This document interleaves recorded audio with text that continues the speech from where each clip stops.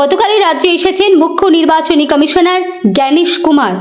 আজ দিনভর একাধিক বৈঠকের সূচনা রয়েছে তার। সোমবার সকালে তিনি পুজো দিতে যান কালীঘাটের কালী টেম্পলে। সেখানে পৌঁছতেই কিছু বিক্ষোভকারী তাকে কালো পতাকা দেখান এবং গো ব্যাক স্লোগান তোলে।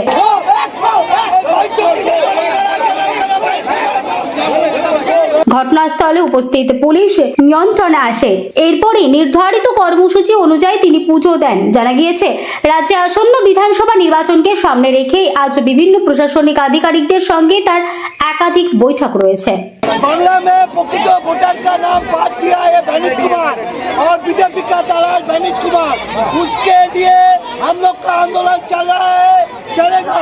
माँ कली में बोलता है जो वोटर का नाम बात किया है वो वोटर को इलेक्शन में वोट दे नहीं होगा, नहीं तो बांग्ला में गणेश कुमार का ठाई नहीं होगा। বাংলার লোকজনকে কিভাবে কি জন্য আজকে এখানে বাংলার মানুষকে বিজেপি দালাল গণেশ কুমার পুরো মানুষকে বিভ্রান্ত করছে।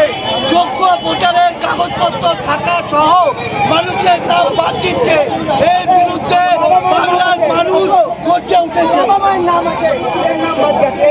যোগ্য ভোটারের নাম বাদ গেছে। আমার 2002 সালে ভোটার না থাকতেও আমার নামটা বাদ দিয়েছে। কতদিনের বাসিন্দা এখানে? আমি এখানে 35 বছরের বাসিন্দা। সেই জন্যই আজকে বিক্ষোভ। হ্যাঁ, সাধারণ মানুষের বিক্ষোভ, মানুষের প্রতিফলন হচ্ছে। বাংলার মাটি দুর্জয় ঘাটি, এই মাটিতে কোনো দুর্বৃত্তদের ঠাঁই হবে না। যোগ্যভাবে এসআইআর করুক, কোনো আপত্তি নেই, কিন্তু যোগ্য কাগজপত্র থাকা সহ ভোটার কার্ড থাকা সহ কেন মানুষের নাম বাদ যাচ্ছে, এই প্রতিবাদ বাংলার মানুষ আজকে ওনারা যেখানে যাবে আমাদের প্রতিবাদ সেইখানে চলবে। कारण यही है कि विधानसभा चुनाव के पहले 3-4 वर्ष पहले ईश्वर का खूब जरूरत था। नहीं कहा जा सकता। साजिश तो अभी है। 7 लाख लोग का नाम नहीं अभी तक है। अगर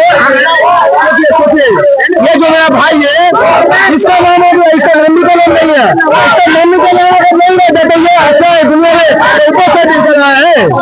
देखो सारी बात है भारत में चुनाव होते हैं, भारत में चुनाव होता है, चुनाव होता है तो बीजेपी तो हार जाएगा। तो हम तो होगा तो बोलिए ना, हमको हेल्प करने वाले नहीं है।